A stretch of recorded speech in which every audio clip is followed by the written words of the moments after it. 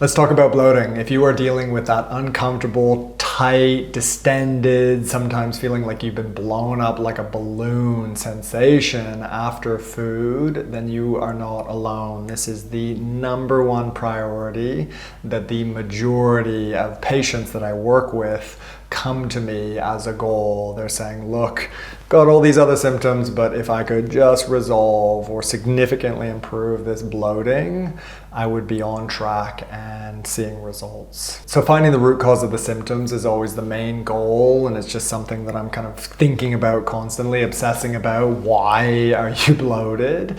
And for me, obviously this is oversimplifying it and it's a complicated topic, but it comes down to four major drivers. Number one is the digestive fire just not being there, whether that's low stomach acid, poor bile flow, maybe they've got low enzyme production from the pancreas, deficiency, depleted, malabsorbed presentation. That's number one. Number two would be a motility dysfunction, some issue around their body kind of processing and moving things through at the appropriate speed.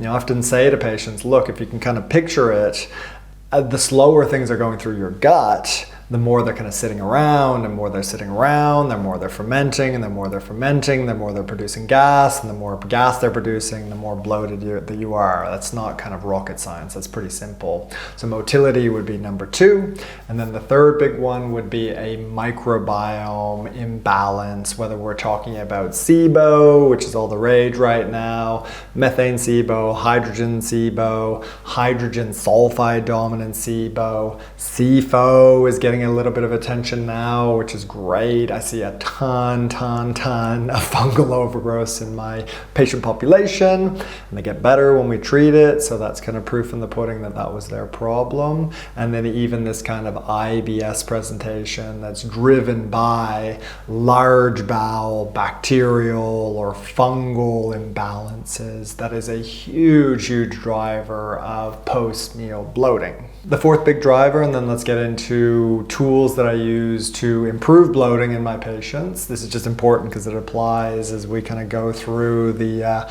list of therapies that I recommend. But the fourth big driver is poor nervous system set point.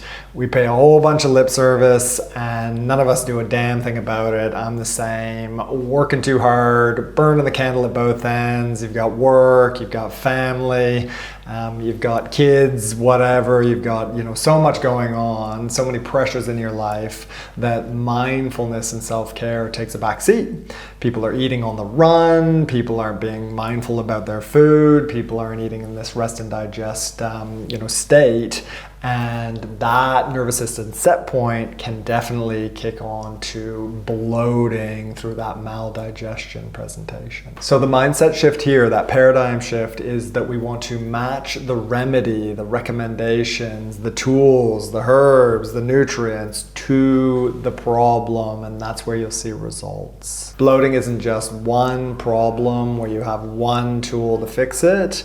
It is a symptom of a deeper dysfunction, and that deeper dysfunction can be a multitude of different problems.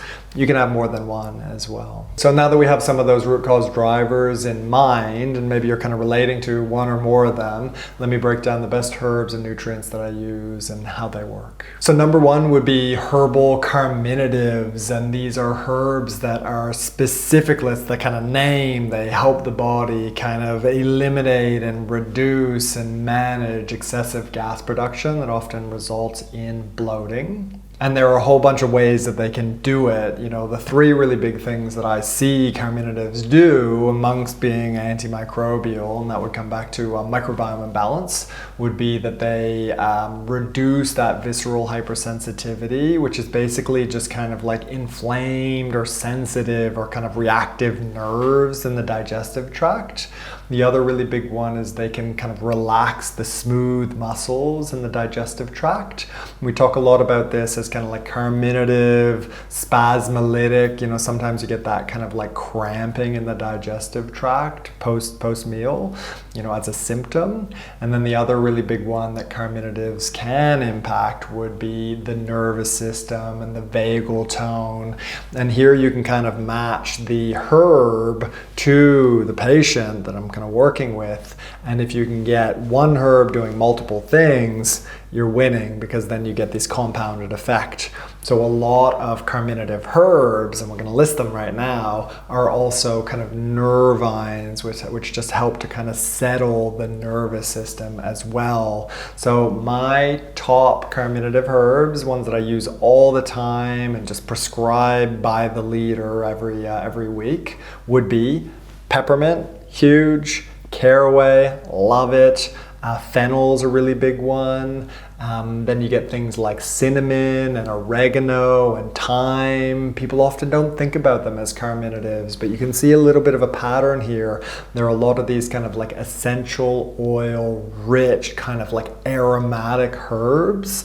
A lot of them will have some form of carminative action on the gut, helping to reduce bloating. So as mentioned, most carminatives also have some form of antimicrobial action, and that's where I like to kind of marry those two together. So we're dealing with that kind of surface level bloat, so people are feeling better, and then they're also working on things like microbial imbalances like SIBO at the same time.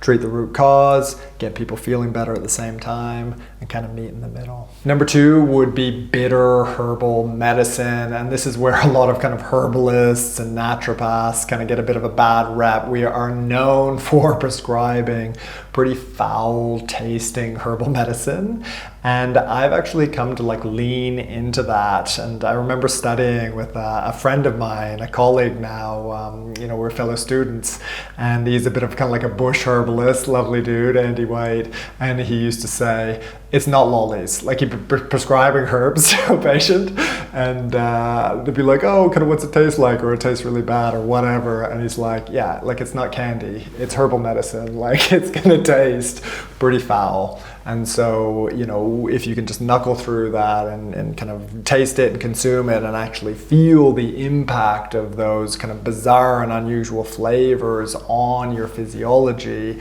that's where you get the biggest bang for your buck. And that's why, again, getting on my soapbox, that's why I am a huge proponent and advocate and lover of liquid herbal medicines. And that's why a lot of people who come to me who aren't seeing results with, typical products off the shelf, I don't have any like capsules, they're not seeing any results with it. We put them on herbal medicines, maybe the exact same formula or similar, and they'll get results. And part of that is because it's in solution, so it's ready to go. It doesn't have to be digested. But the other big part of that is because they're actually tasting the herb, and it is having a physiological impact on their body, their digestive tract, which we're talking about. So the bitter herbs, really helpful for bloating, and they basically just turn up that digestive fire. So really big ones there. They can increase stomach acid production. They can increase bile flow. There's this huge overlap between bitters and cholagogues, which stimulate bile flow from the gallbladder, and choleretics, which stimulate bile production from the liver. To me, most of them are bitter. You can kind of like simplify all that down to bitter herbs. And my favorite ones here would be, in no particular order, gentian, really strong king bitter, use it all the time. It can be a little bit too kind of strong for the wrong person. Really like dandelion root as well. And then the wild card there would be angelica, arch angelica. This is one that I won't use too much, but I do like it. It's got some kind of unusual actions. Globe artichoke, it's more of this kind of like mild bitter. And then if you just want something that's a little bit gentler, more kind of corrective and less kind of aggressive, maybe things like chamomile. It's got that carminative, spasmolytic, mild bitter, and that's why everyone knows chamomile as a digestive herb. Now we mentioned nutrients up front. We've talked mainly about herbs, but if we're talking about nutrients for that kind of like weak digestive fire, that low stomach acid, low enzymes, poor bile flow, then the nutrients that I like to recommend here would be betaine HCl, betaine hydrochloric acid. I do like HCl supplementation. I also like digestive enzymes, and there's a few big caveats here. Very controversial thing coming up here. And then the other really big one there would be ox bile. So my preference would be all-in-one, and I actually use animal-based enzymes. And I know there's two camps here, right? And so the two camps here are people are recommending plant-based enzymes because they work on a broader pH gradient. Controversial. I don't touch them. I don't think they work. I think they're for most people. Again, you might be the exception, which definitely exists, but for the majority of patients that I work with, plant-based enzymes are a complete waste of time and don't do a whole lot. Again, I know that's controversial. And if you have not worked with animal-based enzymes, pancreatin, it's basically pig pancreas that's been kind of refined and purified. If you have not worked with pancreatin and you're saying, oh look, enzymes didn't do much, I would work with that. Often we see low pancreatic elastase 1 on stool testing, which just shows, look, you need more digestive enzymes to kind of keep up with the food that's coming in. Maybe that's why you're bloated. And there's a couple really good combo products, super enzymes from Now, advanced digestive enzymes from Thorne. What I'm looking for there is an all-in-one. It's got HCl in it, that's covering stomach acid, weak digestive fire. It's got ox bile, that's covering the bile flow, and it's got the pancreatin in it as well. And so you get this 3-for-1. And what I do is I say, look, take a bottle of this, tell me how much better you feel. If you come back and you're just like, look, nothing really changed, then we can rule out that whole constellation of symptoms that would be possibly driving your bloating, not for you, but for the patients where it clicks and works and improves their bloating. I have seen miracle turnarounds in like a month, 6 weeks.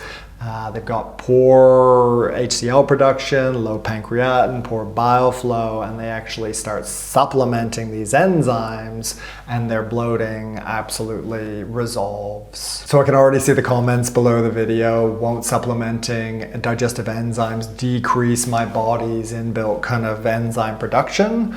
I have very little concerns around that. I'm always trying to get you back to producing your own and not kind of getting hooked on a supplement. To me, that's not a win. We're using this as kind of like a stopgap to get you to balanced. I mean, you don't need them, but the reason why I'm confident in this is because the testing that we use to determine how active your pancreas is not impacted by enzyme supplementation. And so you can get this kind of split. And I have seen pancreatic elastase come back online when people have been supplementing enzymes, meaning their pancreas has improved and increased its ability to produce digestive enzymes while people have been supplementing with these exogenous enzymes in supplement form. So number 3 would be motility support, as we were talking about at the front of the video. And poor motility, as we discussed, is a major driver of bloating and distension after food. The slower things are going through your gut, the more bloated you're going to be. And I am always just shocked when people have slow motility and they're not bloated. Like, the math just doesn't make sense. So if you are dealing with a sluggish gut, slow, mouth to toilet bowl kind of timeline, 2, 3, 4, sometimes 7 days. The worst I've seen was 30 days. Crazy numbers. Very unwell person. there makes total sense that you are bloated and distended and not dealing with kind of food. Kind of food intolerant would be another kind of picture there, which we're not talking about. So if we're talking about top recommendations for motility, I use a ton of prokinetic herbal medicines. I find them incredibly effective in liquid form. Some of the really common ones that people have worked with a lot, they're very familiar with, would be things like ginger. I use big doses of ginger, much higher than most of my kind of colleague herbalists use. I use a little bit of globe artichoke. I know that's got a lot of kind of press around it as a pro-motility herb. I don't see huge results there unless we're talking about bile flow, which we will talk about soon. Maybe that's how it works, not quite sure. And then some other kind of more novel pro-motility, pro-kinetic herbs. My favorite one, this is like a hidden kind of gem, a silver bullet for motility, would be a Chinese herbal medicine called zhi shi. And it is a immature bitter orange peel that can just stimulate that gut motility like nobody's business. I get great results with it, really love it. And then two other big herbs that I'll use a lot, definitely pick this up from Dr. Jason Horolak, just a god in this space, would be turkey rhubarb. Beautiful pro-kinetic at lower doses, laxative at higher doses. So if you're constipated, we work that that dose. And then the other really big one would be magnolia bark. Magnolia bark's also got some other kind of impacts, mainly as a kind of like a nervine nervous system. I see big results with Candida support and biofilms. But today, sorry, I'm getting off track. Today we're talking about bloating, and if your issue is sluggish motility, slow motility, then prokinetics are the piece that will help with your bloating. That's the kind of remedy that we want to match to your problem. Less commonly, I'll use bitter herbs. Right at the moment, I'm working with a patient who's getting stellar results with bitter herbal medicines. She kind of came to me. She'd had some great success with bitter herbs. She actually had her formula that she'd used from a past pracky. And we said, look, if it worked the first time, we don't need to rewrite the book. Let's just run with it and kind of, customize a little bit more of your plan. And got her on, from memory, it was like gentian, globe artichoke, dandelion root, and there was a fourth one I can't remember, but bitter herbs, Bakal skullcap, that was it. Bitter herbs stimulating that gut motility. I do see a little bit more with the prokinetics that I've mentioned before, but there's definitely some evidence with bitter herbs kind of kicking that motility into gear. Maybe that's through bile flow, which we'll talk about in a second. So I know I've been neglecting nutrients a little bit, and that's because I'm a herbalist and I see better results with herbs. But on the nutrient side of things for motility, I use a little bit of 5-HTP. Sometimes I'll use it in like combo products, things like Motil Pro from Pure Encapsulations has a little bit of 5-HTP. The serotonin receptors in the gut are kind of in part responsible for motility. So increasing serotonin can increase motility. It's a big piece. And then where I see more, benefits with those stuck patients that aren't getting better would be supporting acetylcholine. Pick this up from Elliot Overton. He's really popularized a thiamine kind of use in functional medicine. He's definitely a leading light in thiamine use. Learned a lot from him. Amazing work. Very clever guy. And I've been using acetylcholine stacks. I like benfotiamine. That's a fat-soluble form of B1. It's that kind of like middle effective, not quite as reactive as TTFD, which Elliot's a big fan of, and I do see good results with motility with TTFD. People can just be a little bit more reactive to it, particularly with digestive dysfunction. I do use a lot of pantothenic acid, which is B5, and that's that acetyl side of acetylcholine. And then you guessed it, that last piece would be a choline support. Now for me, and this is kind of getting off in the weeds, I'm trying to keep it kind of on track, but for me, I don't actually recommend a whole lot of choline supplements, and that's just because I haven't seen the value in the vast majority of patients that I've recommended them to. And you might be sitting there thinking, that's crazy. I take choline, I feel great. awesome. You are not the typical patient that I treat. And I also treat very sensitive patients who tend to react to kind of unusual supplements. Choline's one of them for whatever reason. So if we're talking about bile flow as a driver of your bloating and kind of nutrients and herbs that can help, you typically present with a fat intolerance. So you might get a stabbing pain in your gallbladder or referred pain in your back. You might have greasy stools. You might have stools that don't flush. You might have pale stools. Those are all really typical symptoms of fat digestion and bile flow issues and fat malabsorption, urgent bowel movements. That's another really big symptom of fat malabsorption and poor bile flow.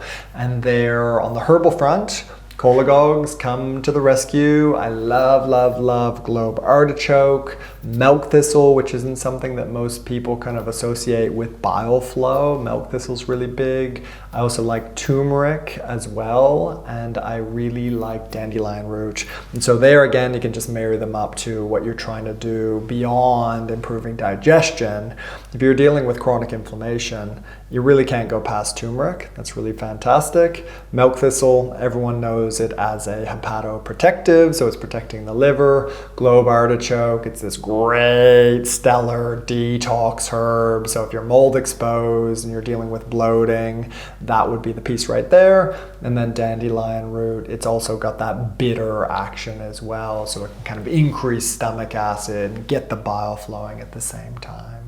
If we're supporting bile flow with nutrients to improve your bloating, I like amino acids, I like taurine and methionine, I like choline. Remember, your body's producing phosphatidylcholine to thin the bile and get things moving. And then I also really like glycine there as well. And vitamin C can help the conversion of cholesterol to bile to, again, get things moving on that bile front and reduce your bloating if that's your issue. And so the last category of dysfunction that I see as a driver of bloating and distension would be the nervous system. And we can all relate, the world is a stress-inducing place, particularly at the moment, but I feel like we always say that. It's always kind of pretty stressful for a multitude of reasons. And if we're thinking about mechanism, which I'm just like a big fan of focusing on how things work so that you can kind of correct that dysfunction. You see a lot of kind of vagal nerve dysfunction or issues with vagal nerve innervation when people are overly stressed. Poor vagal tone is basically what I'm talking about without getting too into it.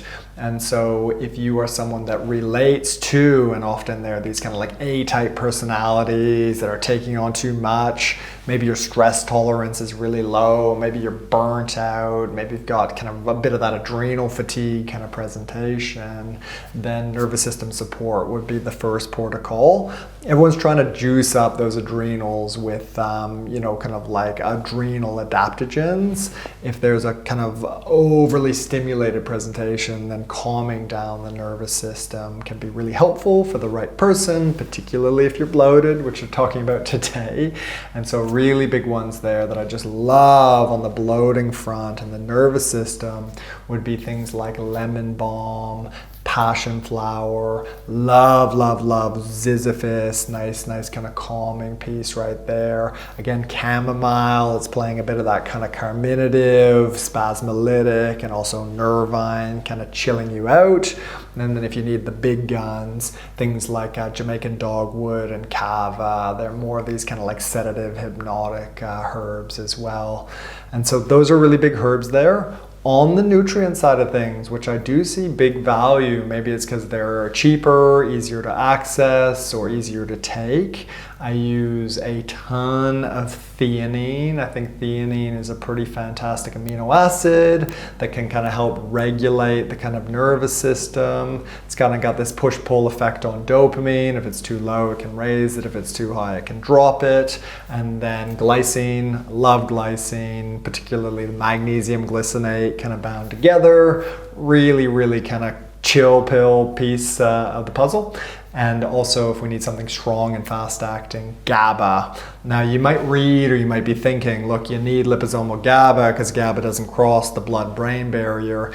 I was recommending liposomal GABA for a while because I'm aware of that kind of problem. You know, you supplement typical GABA and it doesn't cross the blood-brain barrier, so it kind of doesn't do anything. I didn't see any added benefit with liposomal GABA. It's more expensive here in Australia and it's harder to kind of come by, it's harder to source. So for me, I've kind of come to the conclusion that for most people, remember this is big picture, if GABA is going to work, it's going to work just in your typical kind of powder form. You don't need this like souped up liposomal GABA. I haven't seen the benefit there, and it should be pretty immediately effective. Otherwise, GABA supplementation isn't going to all of a sudden kick in after a month of supplementing. That's big picture. Again, you know, you might kind of fit into something a little bit odd there, but that's the big data that I see in the patients that I work with. GABA is going to work, it's going to work right away, it's going to chill someone out, it's going to help them sleep, and if the reason why you're bloated is because you're too stressed out and your nervous system needs more support and calming, then these calming nervine herbs and calming nervine and nervous system support nutrients can really help. So that might have been a bit overwhelming. I apologize about that. I really like to get into the different kind of pieces and the nitty-gritty stuff. But if you're thinking big picture, finding what category you fit into the drivers of your bloating is going to pay off in the long run, because then you can just basically choose the therapies that support the dysfunction, and that's something that I see overlooked. I'm doing a video now on the top mistakes people make when they try and treat their gut, and that's a really big one when they're trying to treat bloating. They say, oh look, this product's for bloating, I'll just take it, and it doesn't work, and they're disappointed because we want to kind of improve our digestive symptoms, finding that dysfunction. So go through that again if it was too much, see where you kind of fit, and then match up the therapies that would look to address the dysfunction from the root cause. So remember to like, comment, subscribe. That really helps me grow the channel and tells me that you're getting something out of this. And if you're in Australia or New Zealand and you're looking for support with your digestion or your bloating, or all of this is just kind of overwhelming and you just need hands-on support, then there will be a booking link in the description below.